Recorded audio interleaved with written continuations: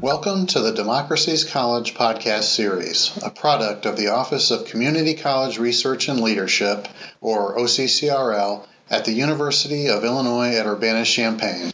This podcast focuses on educational equity, justice, and excellence for all students in P through 20 educational pathways.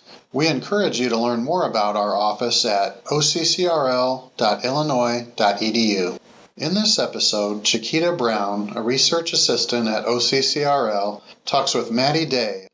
In this episode of Democracies College, I have the pleasure of talking with Maddy Day about the Fostering Success Michigan statewide initiative and the impact of campus-based support programming on foster care collegians, post-secondary access and retention. Maddy Day is a consultant for Jimmy Casey's Youth Opportunities Initiative, a program of the Annie E. Casey Foundation. Maddy, thank you so much for being with us today. I'm so pleased to be here. To get us started, I'd like to talk a little bit about Michigan's statewide initiative for students with experience in foster care, known as Fostering Success Michigan. I understand that you were instrumental in developing and directing this initiative. Can you share the inspiration behind the idea to launch Fostering Success Michigan and the overall mission for this statewide initiative?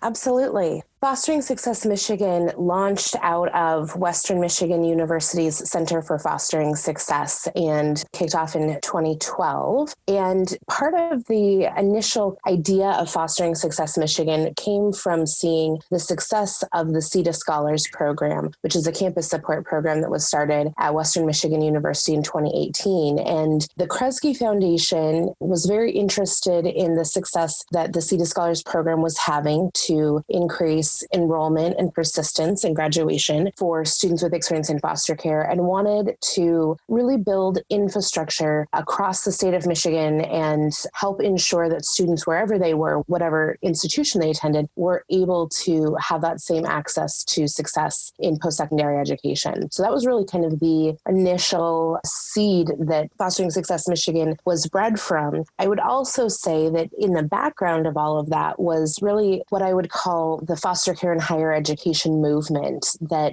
you could sort of trace its roots back to 1999, with Cal State Fullerton being the first post-secondary institution to establish a campus-based support program for students with experience in foster care. But it really did kind of get even more underway in 2008 with the passing of the Fostering Connections Act, which was a child welfare federal legislation that really called upon child welfare to attend to the education success and post-secondary education planning for students with experience in foster care, and particularly for those who were going to age out of foster care without being reunified in a guardianship or adopted. That began this movement that has really just continued to gain momentum in Fostering Success Michigan. I believe we're in the first 5 statewide support programs that really helped to build this infrastructure and develop this collective impact framework around foster care and higher education.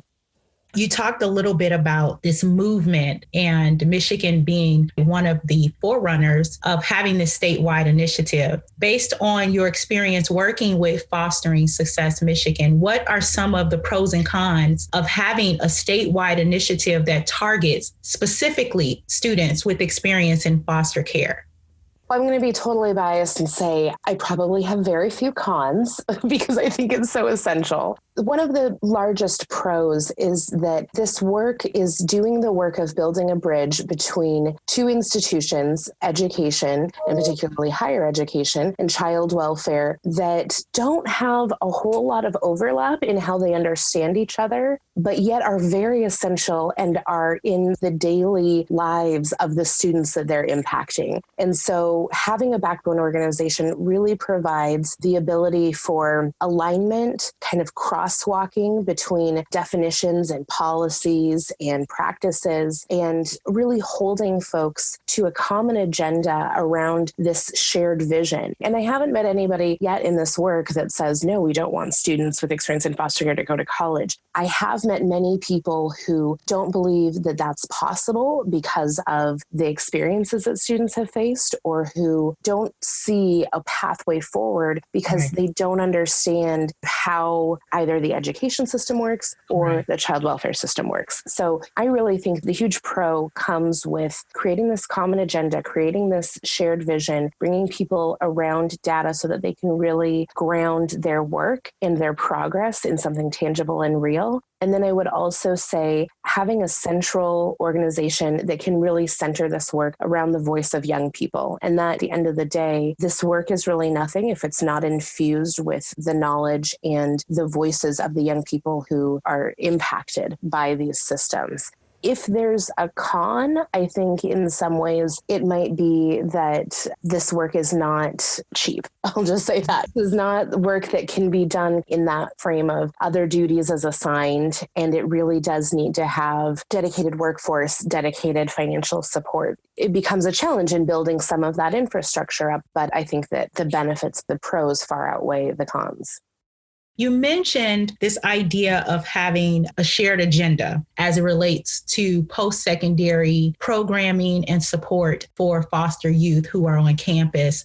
I noticed on your resume that you were very instrumental in co-founding the Champions program at the University of Washington. And based off of what I read, it talked about how you did that during your graduate school experience. And I thought that was amazing because you saw a need and you responded.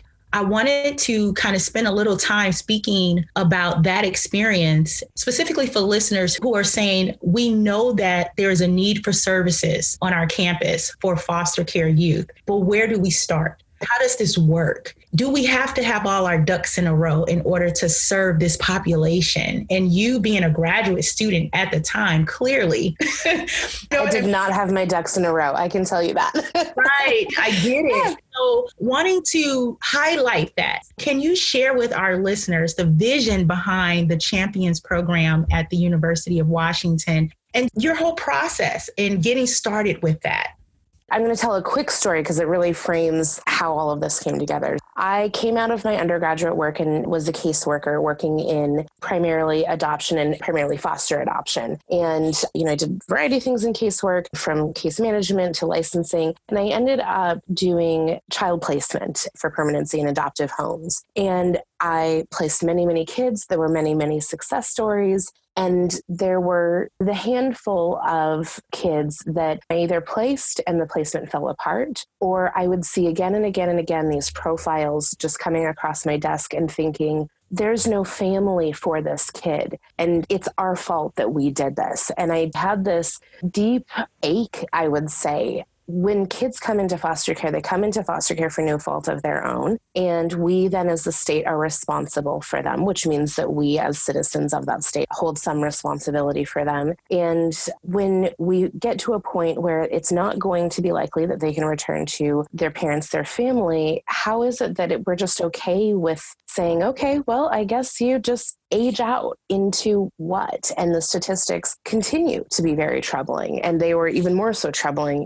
this is early 2000s. And it really was this thing that I just felt so convicted by. And I actually said to a friend prior to starting graduate school, I said, I've been over this and over this in my mind. And I think that the only thing that we can give young people that we could never take away from them is an education. And I said, because we can take away their siblings, we can take away their clothes, we can take away their friends, their school, their family, their pets, anything that we can give them, we can absolutely take it away when they are in foster care. But we can't take away education, because once you have that, that is yours. Right. So I had this in the back of my mind, and I started graduate school. And truth be told, I thought graduate school is my opportunity to actually do something completely different than child welfare. Let me go do that. But I kept just having this feeling of like, I'm here on this campus and I am seeing people who've been impacted by foster care. They're my colleagues, they're my professors, they're undergraduate students that I'm getting to know. there's got to be something that we could do. So I had the opportunity to write a paper, an organizational assessment, as many in a social work program has done. And I said, well, if the University of Washington wanted to have an impact on students from foster care, this is actually what they should do. And these are the systems within the university that could be mobilized around this. And this is the capacity that they have to attend to this. And really a lot of it was building streams of communication, having a space for people to communicate about resources, having the ability for key people to be visible to students when they needed them most, and then having somebody that could kind of help students navigate all of that and help the professionals navigate all of that. So this was sort of, this idea. I wrote it, great, whatever. And I happened to have connections with the Vice President of Minority Affairs and Diversity at the University of Washington, Dr. Sheila Edwards-Lang. And I sent the paper to her kind of on a whim and just said, I wonder what you think about this. This is a diversity issue for the university. And yes, this was 2019 when we were really hitting the financial crisis with the recession. But if we don't do something now, then when are we going to do something? And so she basically said, all right, make it happen. And there was some structures within the university at the time that I was able to leverage pretty quickly. One of them being a statewide scholarship that Washington State had called the Governor's Scholarship that I was able to leverage. So we had money that was identified to scholarship these students, which meant we had some identified students. And there was somebody that was administering that money. And so my colleague, Jennifer Schoen, and I started building the program from there. Basically said, we have these 18 students that we have identified. Let's talk to them. Let's figure out what they need. Let's go to the research. We happen to be in Seattle where Casey Family Programs is. And I was able to really pick the brain of my colleague, John Emerson, who has since retired, but who was really at the forefront of developing and articulating the best practices around post-secondary support for students from foster care. We just started building little by little. And the first piece that we built was what I called the Board of Champions. And I truly will say it's because I didn't have my ducks in a row, like you said. And I really didn't, even though I was a student, I didn't fully understand how the university works, which I think even when we work in universities, they can seem a little bit like a labyrinth. And what I knew was there were some key people that I needed. I needed financial aid. I needed admissions. I needed the folks who were doing academic advising and health and mental health services, housing. I needed these folks at the table to tell me how they can help. And that was really what it was. So I sent out this email, probably fairly brazenly, just saying, hey, I've been charged by the vice president to do this thing. Would you come to this meeting? And I also brought in a couple of the students that were receiving the governor's scholarship. And that became our advisory board. And then we added community partners to that board. We added other different departments in the university to that board. And really for the first 3 years of that program, that board was the place that I went to and said, here's the next problem that we need to solve. Let's get together and solve it. I found a very small budget from somewhere, I don't know where, to buy everybody lunch. And that seemed to be enough of an incentive. And I'll say one of the things that I remember very early on hearing from our financial aid, we'd call them champions. So our financial aid champion, who was the assistant director of financial aid, she said, Maddy, I know you think you're asking me to do more work, but actually this is less work because now I know that there are these other people that can support this student. I'm not stressed out trying to meet every need. So when they come to me with a financial aid question, it's actually a housing question or maybe a food insecurity question. She doesn't have to just fix it all with financial aid. She can call these colleagues, they can meet with the student, they could all meet together, problem solve, and move forward. So that really kind of became the way the Champions program was built. I knew that I was not the person to run the program. I could see what students needed in this way of needing a person they could always reach out to, whether it was crisis, whether it was, hey, I passed my test, I'm so excited, whether it was, I just need to ask somebody for advice. They could reach out to that. And so that's when I brought in my colleague, Melissa Rapp, who continues to be the director of the program to this day. And she really carved out that space of what does it mean to be the designated support staff for this program and what does that role really take on? What does it look like? And so I was able to kind of build the structure and help build programming elements. And she was really able to build out that, how do you meet students where they're at? It sounds like that cross-campus collaboration was very essential to keeping this program moving and even getting it off the ground, and to even identifying and resolving some of those challenges facing that student pop. Absolutely. And, one of the things that I learned, and I just think when we're in academia, sometimes we forget, but it's actually really easy just to ask people, hey, can you tell me again what you do? It's just like, oh yeah, this is what I do. These are the resources I had. I remember being blown away when we finally invited somebody from career services, because of course the purpose of graduating is to gain access into the working world. And they had all these resources about discovering what your spark is and your talent and all these things that I, as a student who had gone there for undergrad and graduate school, had no idea about. There's a lot of power when you don't ask people to do more, you just ask them to do what they do best. And students thrive when they are able to be connected to the experts in those things. And it's something that I think we kind of forget and maybe think that we need to be the experts in all things for students, but that's really not the way that it should be. You hit a lot of different points, and I want to kind of dig a little bit into some of the challenges facing students with experience in foster care. Based on your experience and even working with the collegians who have experience in foster care, what type of supports are needed to help increase their academic retention? And then what are some of the challenges that they're facing? I know we talked about food insecurity, but what can we expect? Me, if I was working with a foster youth or a student who had experience in foster youth on campus, what are some things I should look for that are challenges that can impede their academic retention?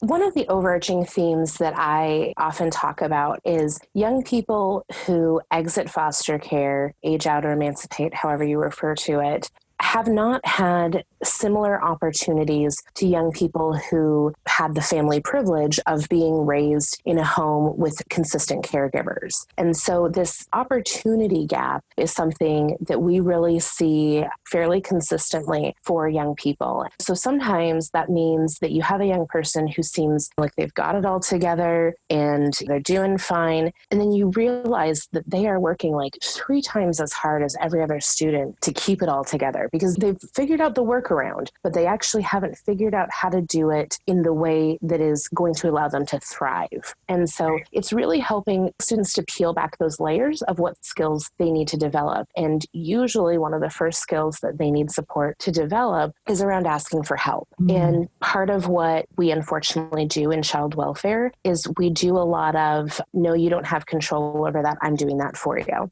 I'm just going to take care of that. We don't give young people the opportunity to try something and fail safely. You may see a young person that now at this magical age of 18 or 21, whenever they're aging out of care, they're now in charge of maintaining all of their health records, maintaining all of their health care, finding housing, maintaining housing, cooking for themselves, buying clothes for themselves, figuring out transportation. All things that up until this age of 18 were done for them.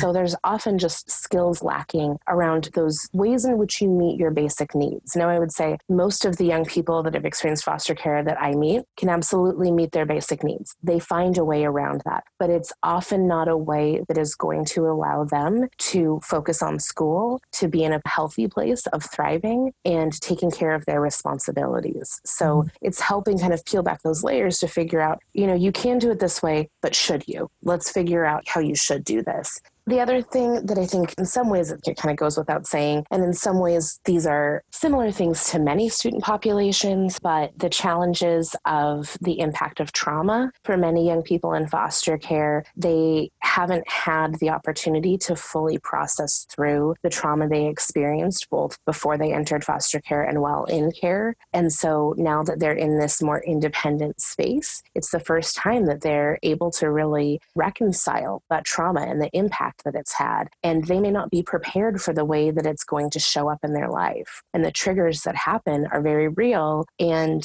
they often do not have coping skills that allow them to work through that really in a healthy way. And so that's something that we're really keen on attending to a student's mental health. And even for those students that just seem like, I have it all together, it's like, okay, so what coping skills do you use? And how do you know when you're stressed? Where do you feel that stress in your body? Some of that students just haven't been able to connect with. And the last thing that I would say that I think often people don't think about or maybe don't expect is that many of our young people, when they are going into college, this is the first time that they may be able to reconnect with bio family that they were not able to have a relationship with while they were in foster care. Sometimes that's a really great connection. Sometimes that's not. Either way, it's going to be sort of fraught with emotional challenges. Sometimes we find young people end up taking on the financial caregiving for some of those family members, whether that's younger siblings, whether it's parents, caregivers, and sometimes there's young people who are pregnant and parenting themselves. So that adds another layer of responsibility, challenge, and stress on top of a student that, like any student, is going to face their normal stresses and challenges. There's opportunities for us to work with young people on financial literacy, work with young people on healthy boundaries, work with young people on parenting and relationship skills, and really kind of having, I would say in many ways, just a much more frank dialogue than you may typically have with other students where they have consistent caregivers at home that they could call and talk to. And I would say, in my experience, I'll say to a student, I'm going to keep it 100. I'm going to keep it real with you and tell you what I think. You don't have to take my advice, but I want you to have the information that I think that you need. And part of that is just, I don't want to assume that they are going to find out that information from somebody who is healthy. And so we have those conversations, and students are able to take that information and do with it what they want. But it's really important that we are able to hold that authentic space with students. Right. And even in holding that authentic space with students and having someone to even bounce those ideas off of, because it is important. And most of the times they are looking for guidance. My question to follow up to some of the things that you said, because they're very important, is how do we even find these students on our campus to even support them? Because yes, they are dealing with those challenges, but one of our challenges, I would imagine, is actually identifying them once they're on campus. With your experience working with Fostering Success Michigan, as well as the Champions program, wanted to see if you can share some information with us about strategies specifically for our audience who are advisors or student affairs professionals. What can we do to identify those students and inform them of the services and supports that are available on our campus?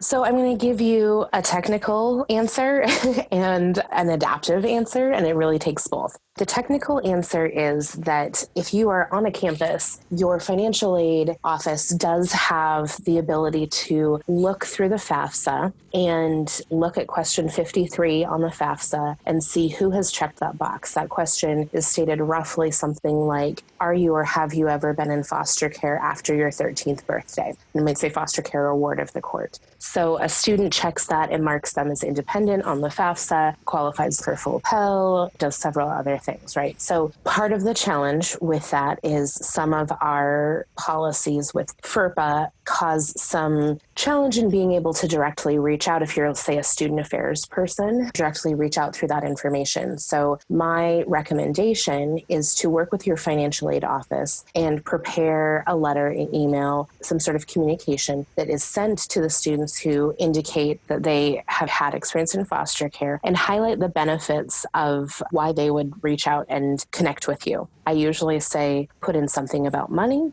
put in something about food, put in something about academic advising so that they have some tangible things to go, oh, you can provide these services. You can provide support in this way. Because usually that's what students are looking for. They're not going to respond if you're like, I'm a really fun person and you can talk to me about anything. Build that relationship first. Then you can get to that kind of talk about anything phase. That's one piece. Some institutions have also addressed this through developing in supplemental materials that are sent to students after they've been accepted. They develop a sort of supplemental, I don't want to say assessment, but kind of a questionnaire that asks students about a variety of things that may qualify them for resources on campus. And then they also follow up that way. Other kind of piece of that is if you have, let's say, a TRIO program, Student Success Services or Upward Bound, those programs do have in their authorization of populations to serve, students with experience in foster care are listed in those programs. And so if you can create a relationship with your TRIO programs and have them identify those students, then that can be another way. That can also be a way to sort of ground services that you may want to offer through those TRIO programs. So those are kind of the technical pieces. The adaptive piece, I will say, is creating a foster care aware community. And that's something that through Fostering Success Michigan, it was really one of our major intentions. We want to change the narrative around the stigma of foster care. We want to create a foster care aware community, a community that celebrates the diversity of experiences that students have, including the foster care experience, a community that is aware that when you have a parent orientation, it may not be a parent orientation. So think about how you can reframe that. Maybe it's a caregiver orientation. Maybe it's a supportive adult orientation. Shifting your language to become more aware of the realities of the diversity of our student populations. So many of our campuses have things in May where they'll celebrate National Foster Care Month and talk about the student stories, the successes, the opportunities to engage around supporting people who've experienced foster care. And so changing that narrative so it's not a stigma to sort of out yourself. It's really something that is seen as a valuable part of the diversity of this campus community. Yeah, that's very good. I'm going to ask our last question. This is our call to action. This is what we like to leave with our listeners. What advice would you like to share in terms of strategies for developing and launching a post-secondary campus-based program? Let's say if one of our listeners is at an institution where they feel that passion like you described in the beginning of our discussion, and they say, well, what can I do?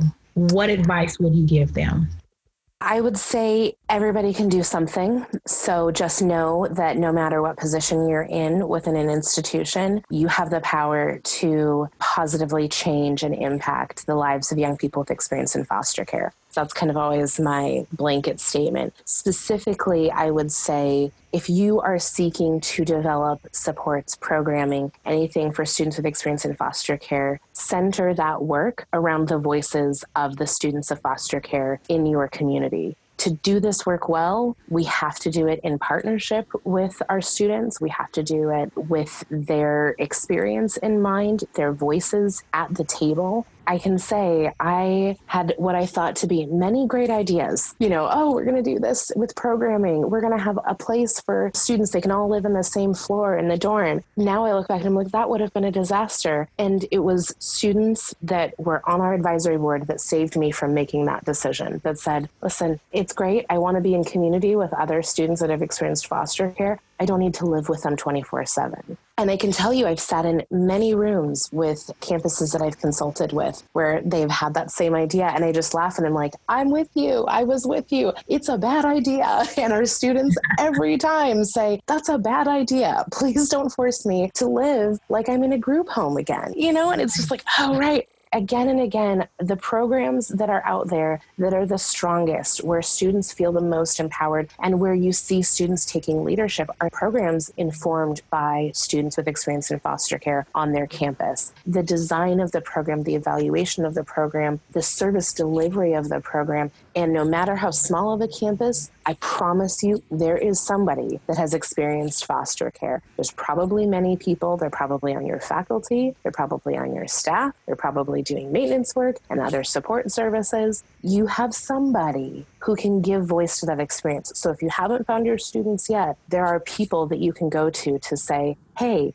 I would love your thoughts as we develop this. And then when you find those students, keep them at the table. Absolutely honor and value the voice that you have when you have those students at the table, because they will truly provide you the greatest insight to how to develop this program.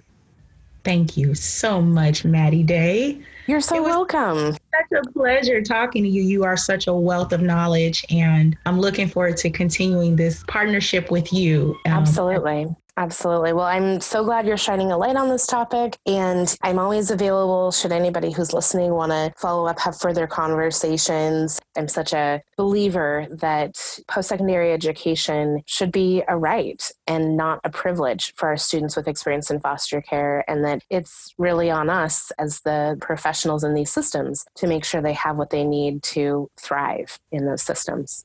I agree. Thank you so much. Thank you. Tune in next month as Chequita Brown continues the conversation on foster care youth when she chats with Patricia Palmer, the program coordinator of the Education and Training Vouchers program within the Illinois Department of Children and Family Services.